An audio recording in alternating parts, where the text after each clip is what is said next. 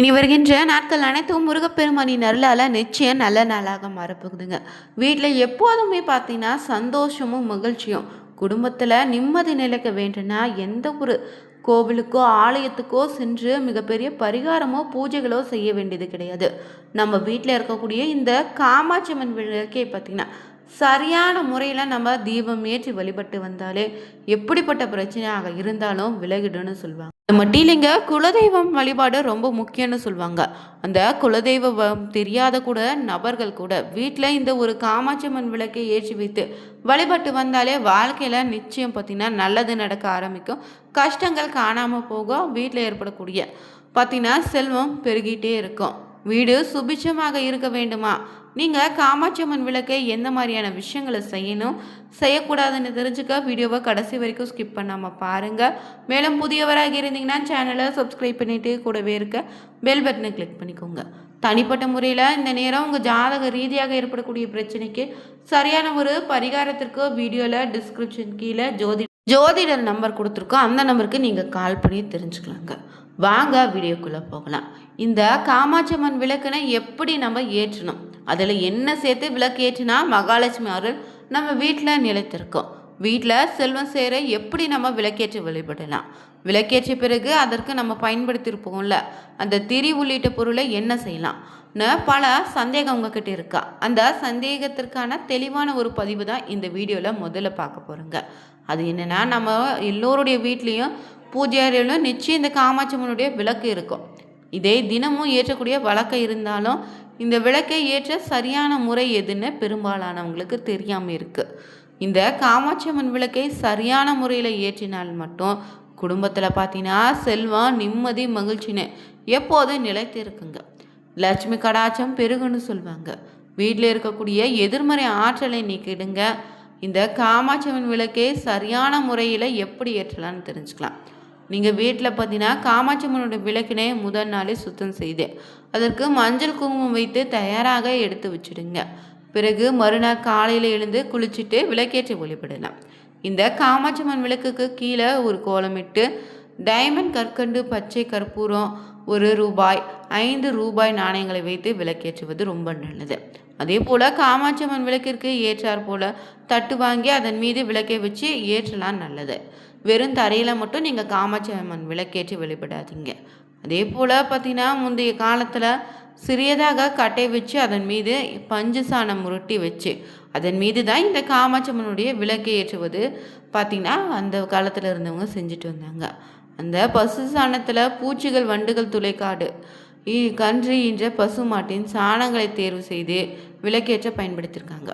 இந்த காமாட்சியம்மன் விளக்கை கிழக்கு திசை நோக்கி ஏற்றி வைப்பது ரொம்ப நல்லது. இதனால் துன்பங்கள் நீங்கி லட்சுமி கடாட்சம் வீட்டில் நிலைத்திருக்குங்க. கிழக்கு திசை நோக்கி விளக்கு வைக்க முடியாத பட்சத்தில் இருந்துச்சா வடக்கு இல்லைனா மேற்கு திசை நோக்கி காமாட்சியம்மன் விளக்கை ஏற்றி வழிபடலாம். அதுவும் மஞ்சள் நிற திரியிட்டு காமாட்சியம்மனுடைய விளக்கை ஏற்றுவது ரொம்பவே சிறப்பான பலனை தரும். காமாட்சியம்மன் விளக்கில் விளக்கேற்றும் போது சுத்தமான பசுனை இல்லைன்னா நல்லெண்ணெய் பயன்படுத்தி ஏற்றுங்க. இந்த காமாட்சியம்மன் விளக்கோடு தினமும் மண்ணாங்கல் விளக்கில் ஒரு விளக்கை ஏற்றி வழிபட்டு வருவதோ குலதெய்வத்தோடைய அருளோடு அஷ்டலட்சுமிகளுடைய அருளை உங்களுக்கு பெற்றுத்தருங்க. விளக்கில் நீங்கள் எண்ணெயே சிறிது பச்சை கற்பூரமும் 1 கிராம்பு சிறிய துண்டு பட்டை இந்த 3 பொருள் முக்கியமாக பார்த்தீங்கன்னா பச்சை கற்பூரம் கிராம்பு சிறிய பட்டை இந்த 3 பொருளும் சேர்த்து வெள்ளிக்கிழமை நாளில் பார்த்திங்கன்னா நீங்கள் விளக்கேற்றி வழிபடும் போது வீட்டில் நிச்சயம் சுபிட்சம் உண்டாகும். பட்டைக்கு பதிலாக வசமினை போட்டும் காமாட்சி விளக்கை ஏற்றலாம். காமாட்சி விளக்கு நம் அனைவருடைய வீடுகளில் இருக்கும் முக்கியமான ஒரு பொருள் தாங்க. பெரும்பாலான வீடுகளில் பித்தளையில் வச்சுருப்பீங்க. சில வசதி படைத்தவங்களாக இருந்தீங்கன்னா வெளியில் கூட இந்த காமாட்சியம்மன் விளக்கு வாங்கி வச்சுருப்பீங்க. இது தவிர மற்ற உலோகங்களை காமாட்சியம்மன் விளக்கை எப்போது ஏற்றி வழிபடாதீங்க. வீடுகளில் பயன்படுத்தக்கூடிய பூஜைக்கான விளக்கை காமாட்சி விளக்குன்னு சொல்லுவோம். ஆனால் அதன் மத்தியில் மகாலட்சுமி அமர்ந்திருப்பது போலவும் 2 புறங்களில் யானைகள் இருப்பது போல தான் உருவம் இருக்கும். இன்னும் சில விளக்குகளில் பார்த்தீங்கன்னா அஷ்டலட்சுமிகள் இருப்பது போல் நீங்கள் வழிபடுவீங்க. பித்தளை விக்கல்னு சுவாமியின் உருவம் இருந்தாலும் அதை நம்ம காமாட்சி விளக்குன்னு தான் சொல்லுவோம். இந்த லட்சுமி விளக்கு வராகி விளக்குன்னு குறிப்பிடுவது கிடையாதுங்க. விளக்கில் இருக்கக்கூடிய சுவாமி உருவத்தை வைத்து அந்த பெயரை நம்ம எப்போதும் சொல்ல மாட்டோம். விளக்கில் எரியக்கூடிய தீப சுடரை தான் காமாட்சின்னு குறிப்பிடுவாங்க. காமாட்சி அன்னையோ ஜோதி வடிவமானவளுங்க. அவளே 17 உலோகங்களுக்கும் அரசியாக அனைத்தையும் கட்டி காப்பவளாக இருப்பதால் அனைத்து விதமான மங்களங்களை மொத்த வடிவமாக தான் வீட்டில் பார்த்திங்கன்னா மணப்பெண் முதலாக வீட்டுக்கு வரும்போது இந்த காமாட்சியம்மன் விளக்கை ஏற்ற வேணும்னு சொல்லுவாங்க. நீங்கள் காமாட்சியம்மன் விளக்கை ஏற்றும் போது பார்த்திங்கன்னா ரொம்பவே சுத்தமாக இருக்கணுங்க. காமாட்சி விளக்கை பார்த்திங்கன்னா பழைய எண்ணெயை மேலே ஊற்றி திரியேற்றி வழிபடாதீங்க. எப்போதும் வீட்டு பூஜையறையில் பார்த்திங்கன்னா சுத்தமாக வச்சுருக்கணும். வீட்டு பூஜையறை எப்படி இருக்குதோ, எப்படி நம்ம வழிபடுறோமோ அதை பொறுத்து தாங்க நம்ம வீட்டில் பார்த்திங்கன்னா காசு பணம் தங்கும். வீட்டு பூஜையறையை பராமரிப்பது ரொம்பவே முக்கியம்தான். மேலும் இந்த பூஜையறையில் பார்த்திங்கன்னா எந்த மாதிரியான முறையில் நம்ம வழிபட்டால் முழு பலனும் கிடைக்குன்னு தெரிஞ்சுக்கலாம். வீட்டு பூஜை அறை பார்த்திங்கன்னா எப்போதும் கிழக்கு திசை நோக்கி இருப்பது நல்லது. வீட்டில் இருக்கக்கூடிய பொருட்கள் பார்த்திங்கன்னா தேவையில்லாத பொருட்களை வீட்டு பூஜை அறையில் வைக்காதீங்க. அது மட்டும் இல்லைங்க, வீட்டு பூஜை அறையில் பார்த்திங்கன்னா கண்டிப்பாக இருக்க வேண்டிய சில பொருட்கள் இருக்குது. அது என்னென்னு தெரிஞ்சுக்கலாங்க. பொதுவாகவே சிலர் காலை மாலைன்னு 2 நேரமும் வீட்டில் பூஜை செய்து இறை வழிபாட்டை மேற்கொள்வது ரொம்ப நல்லதுன்னு சொல்லுவாங்க. கோவிலுக்கு சென்று வழிபடுவதாக இருந்தாலும் வீட்டிலே வழிபாடு செய்வதாக இருந்தாலும் அதனுடைய முழு பலனும் கிடைக்க குறிப்பிட்ட முறையில் வழிபடுவது நல்லதுங்க. அந்த வகையில் பார்த்திங்கன்னா முழு பலனும் கிடைக்க நம்முடைய வீட்டில் எப்போதும் பாசிட்டிவ் எனர்ஜியை அதிகரிக்க செய்யும் இடங்களில் முக்கியமான ஒன்று இந்த பூஜை அறை. வீட்டில் எப்போதும் தெய்வீகத்தன்மையும் பாசிட்டிவ் எனர்ஜியும் நிறைந்திருக்க பூஜை அறையை எப்படி நம்ம வச்சுக்கலாம்? நம்முடைய பூஜை அறையில் எத்தனையோ விதமான சுவாமி படம், சிலை உள்ளிட்ட பலவும் இருக்கும். இதில் நம்முடைய இஷ்ட தெய்வங்கள் உள்ளிட்ட படங்கள் வச்சிருப்போம். ஆனால் சுவாமி படங்களை தாண்டி பூஜை அறையில் கட்டாயம் இருக்க வேண்டிய சில பொருட்கள் இருக்குது. அதில் வீட்டில் மகாலட்சுமி அருக்கடாட்சம் நிறைந்திருக்க வேண்டும்னா பூஜை அறையில் கண்டிப்பாக மகாலட்சுமி வாசம் சொல்லக்கூடிய பொருளான ஒன்று கண்ணாடி அவசியம் இருக்குனுங்க.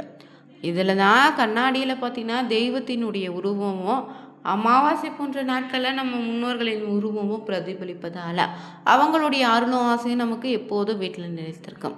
அதே போல் பூஜை அறையில் எவ்வளவு விலை உயர்ந்த தங்கம், வெள்ளின்னு பொருட்களால் ஆன விளக்கு, விலை உயர்ந்த குத்து விளக்கு இருந்தாலும் அவசியம் ஒரு அகல் விளக்காவது ஏற்றி வைத்து வழிபட பாருங்க. வீட்டில் இருக்கக்கூடிய தெய்வ சிலைகள், படங்களுக்கு பூஜை செய்யும் போது வெறும் விளக்கேற்றி மட்டும் வைத்து பூஜை செய்யாதீங்க. கண்டிப்பாக ஏதாவது ஒரு நெய்வேத்தியம் படைத்து தான் பூஜை செய்யணும். நெய்வேத்தியமாக தினமும் ஒரு உணவு சமைத்து படைக்க முடியலனா கூட சிறிது கற்கண்டு வாங்கி வைத்து பூஜை செய்வது நல்லதுங்க. சுவாமி படங்களுக்கு முன்னாடி ஒரு சிறிய கிண்ணத்தில் பார்த்திங்கன்னா அரிசி, பருப்புன்னு மங்கள பொருட்களை நிரப்பி வைத்து பூஜை செய்வது நல்லது. குறிப்பாக வீட்டு பூஜை அறையில் விநாயகருடைய பாதத்துக்கு அருகில் எப்போதும் பார்த்திங்கன்னா சிறிது அரிசி வைத்திருங்க. இதனால் வீட்டில் எப்போதும் உணவு பற்றாக்குறை ஏற்படாது. அதே போல் பூஜை செய்யும்போது கண்டிப்பாக இருக்க வேண்டிய மற்றொரு பொருள் என்னென்னா தண்ணீர் இல்லாமல் ஒருபோதும் பூஜை செய்யாதீங்க. பூஜை அறையில் எப்போதும் பஞ்ச பாத்திரத்தில் காலியாகவும் வைக்கக்கூடாது. சிறிது தண்ணீரும் அதில் 1-2 பார்த்திங்கன்னா துளசி மணிகளை இல்லைன்னா ஏதாவது ஒரு மலர் போட்டு வச்சு பூஜை செய்யுங்க. வீட்டு பூஜை அறையில் பார்த்திங்கன்னா நீங்கள் பூஜைக்காக பயன்படுத்தக்கூடிய பூக்கள் பார்த்திங்கன்னா புதிதாக இருக்கணும். நறுமணம் நிறைந்த பூக்களை வைத்து வழிபடுங்க. பழைய காஞ்சு போன பூக்களை பார்த்திங்கன்னா படங்கள் அப்படியே போட்டு வைக்காதீங்க. அது மட்டும் இல்லைங்க, வீட்டு பூஜை அறையில் என்ன மாதிரியான விஷயங்கள் நடந்தாலும், நீங்கள் வீட்டில் எப்படிப்பட்ட கஷ்டங்கள் வந்தாலும் தொடர்ந்து வீட்டில் பார்த்திங்கன்னா அதிகாலைன்னு சொல்லக்கூடிய பிரம்ம முகூர்த்த நேரத்தில் வீட்டில் தீபம் ஏற்றி வழிபடுங்க. அதுவும் நீங்கள் பிரம்ம முகூர்த்த நேரத்தில் தொடர்ந்து பார்த்திங்கன்னா 21 நாட்கள் அதிகாலை எழுந்து குளிச்சுட்டு வீட்டு நிலைவாசல் படியில் அகல் விளக்கில் இருபுறமும் நெய் தீபம் ஏற்றி வீட்டு பூஜையில் தீபம் ஏற்றி முருகனுடைய மந்திரமும் ஓம் நமச்சிவாய என்னும் மந்திரத்தும் தொடர்ந்து சொல்லி வழிபட்டு வந்தாலே நிச்சயம் உங்களுடைய வேண்டுதல் நிறைவேறும். எந்த விதமான கஷ்டங்கள் இருந்தாலும் விலகிடுங்க. அதே போல் நீங்கள் திருச்செந்தூர் கோவிலுக்கு செல்ல வேண்டும்னு நினச்சிங்கன்னா, முருகனுடைய எந்த படை வீடுக்கு செல்ல வேணும்னு நினச்சா கூட உங்கள் வீட்டு பூஜையில் தினந்தோறும் எழுந்து பார்த்தீங்கன்னா காலையில் வீட்டு பூஜையில் அகல் விளக்கில் தீபம் ஏற்றி வைத்து ஓம் சரவணபவ எனும் மந்திரத்தை 108 முறை உச்சரித்தோ இல்லை திருப்புகள் தொடர்ந்து உங்கள் வீட்டில் படித்து வந்தாலே வீட்டில் ஏற்படக்கூடிய கஷ்டங்கள் நீங்கிடும். முருகப்பெருமானின் அருளால் ஏதோ ஒரு வகையில் பார்த்தீங்கன்னா இறைவனே அந்த ஆலயத்துக்கு அழைத்து செல்வார். இன்றைக்கி இந்த வீடியோ பதிவில் வீட்டு பூஜையில் குறிப்பாக காமாட்சி அம்மன் விளக்கில் பார்த்தீங்கன்னா கிராம்பு, பட்டை, வசம்புன்னு 3 பொருட்கள் போட்டு தீபம் ஏற்றி வழிபடுங்க. நிச்சயம் உங்கள் வீட்டில் செல்வ செழிப்பு, மகாலட்சுமி கடாட்சம் உண்டாகும். வீடியோ பிடிச்சிருந்தா லைக் பண்ணுங்கள், ஷேர் பண்ணுங்கள், கமெண்ட் பண்ணுங்கள். சேனலை சப்ஸ்கிரைப் பண்ணிக்கோங்க. தேங்க்யூ.